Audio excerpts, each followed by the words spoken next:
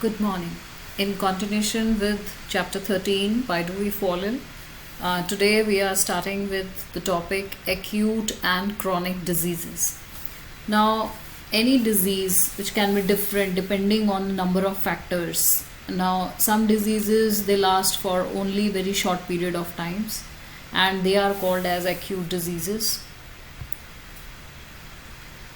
And some diseases they last for a very long period of time. So some diseases like common cold which last only for a few days, and other ailments which last for a lifetime, actually they are chronic disease. Example of infectious disease causing elephantiasis, which is very common in some parts of India. Okay, that is considered as chronic disease.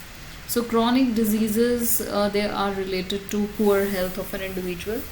So in acute diseases, let's see the differences first. It lasts for a short period of time, it lasts for a longer period of time, and the sudden onset of the disease or an injury occurs, and here it develops slowly and gradually. Chronic disease धीरे धीरे होती है, जैसे diabetes है, TB है, heart disease है, ठीक है, कोल्ड, सोर थ्रॉट, इन्फ्लुएंजा, ये थोड़े टाइम तक रहते हैं, and then you can get rid of them after a few days or sometimes a week. So patient recovers fast in acute disease, and the patient does not recover completely and takes a very long time to get relief. इसमें hospitalisation की ज़रूरत नहीं पड़ती है. Acute disease में अपने आप ठीक हो जाती हैं, एंड क्रॉनिक में हॉस्पिटलाइजेशन की भी ज़रूरत पड़ सकती है.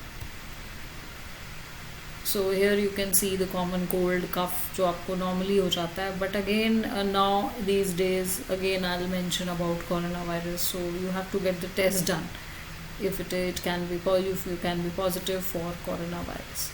And here you can see the heart disease. They are generally chronic disease. They are related to blood pressure, they are related to diabetes, and heart disease may result in other ailments also in the body. Now causes of a disease. कोई भी disease है उसका cause क्या हो सकता है? Now what cause diseases? Now when we think of causes of disease, we must remember that there are many levels of such diseases. Let us look an example. If there is a baby who is suffering from loose motion, we can say that the cause of the loose motion is an infection. But the next question is, where does the infection comes from? Where does the infection come from? Now suppose we find that the infection come from an unclean drinking water. Okay, so if we think like that, so why it is that one baby develops loose motion when the other babies did not? So one reason might be that this baby is not healthy. Now this baby is not healthy, and as a result it might be more likely to have disease which are exposed to risk, whereas healthier babies would not. So why is the baby not healthy? ये baby healthy क्यों नहीं है बाकी babies के comparison में? Because it is not being well nourished, या तो उसको खाना ठीक नहीं मिल रहा है, ठीक है. Then another thing is it is not well nourished and it does not get enough food. So the lack of good nourishment can be the cause. So the second cause of the disease. So another cause is, why is the baby not well nourished? कि उसका household poor है, maybe it belongs to a very poor family where they're not getting enough food. It is also possible the baby has some genetic differences that makes it more likely to suffer from loose motions when exposed to a pathogen.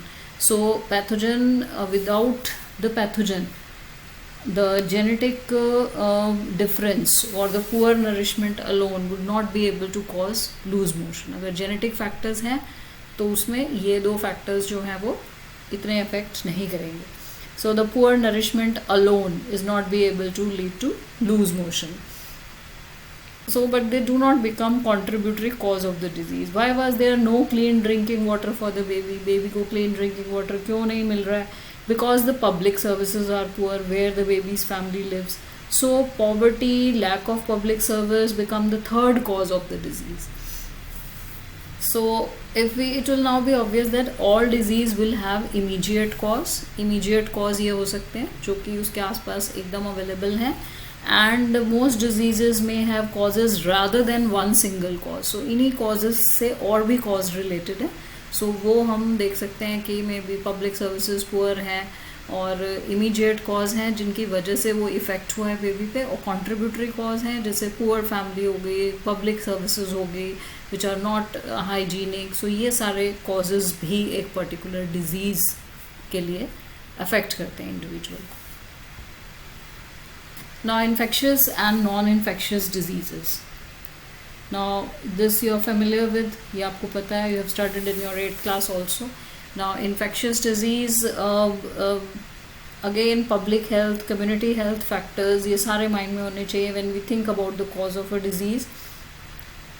Now it is useful to think of the immediate cause of the disease as belongs to two distinct types. One group of causes are the infectious agents, and the other group of factors, they are the non-infectious agents.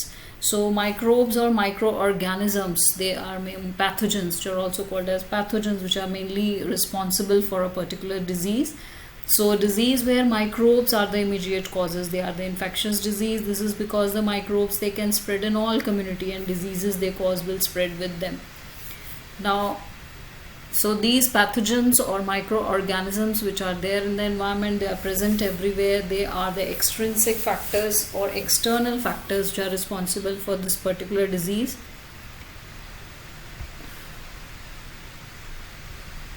So they can be transmitted from one person to another, but they do not get transmitted from one person to another. Like here we talk about infectious disease में हम corona virus देख सकते हैं, SARS हो गया, ठीक है. And non communicable disease में हमारे पास आ जाते हैं cardiovascular disease, diabetes, chronic respiratory disease, cancer etcetera.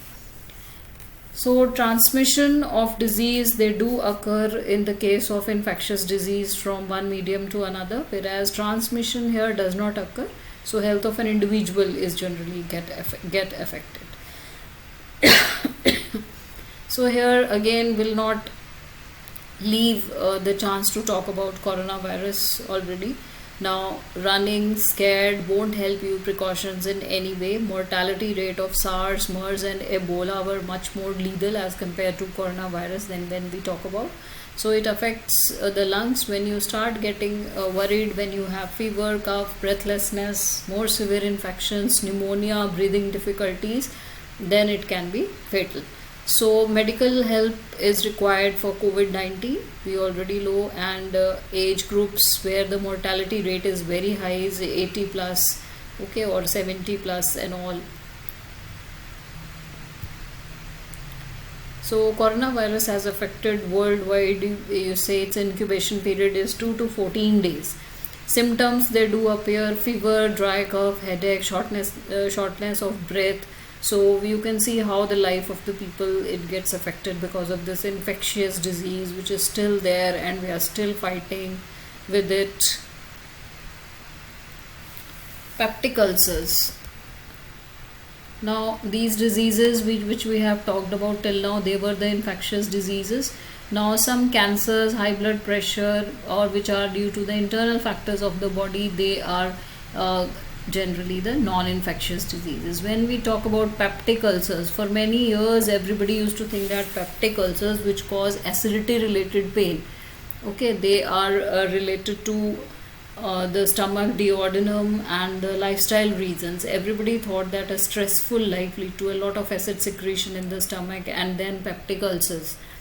But then two Australians made a discovery that a bacterium Helicobacter pylori, ठीक है, and long-term use of steroids, anti-inflammatory drugs, they can also result in peptic ulcers. So here we can say that a small curved bacteria in the lower part of the stomach in many patients, and you notice that the signs of the inflammation were always present around that bacteria. So in treatment, patients could be cured peptic ulcers only when the bacteria were killed off from the stomach. So this is what peptic ulcers, they are related to small intestine. Now means of spread. Now these infectious diseases, they are generally related to infectious agents. These can be microorganisms, these can be bacteria, viruses, fungi, protozoans, etc., and some worms too.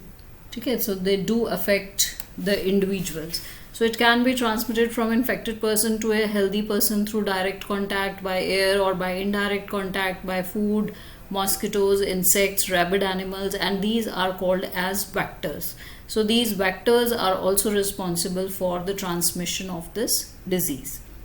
So let's stop here. We'll be continuing with the same topic.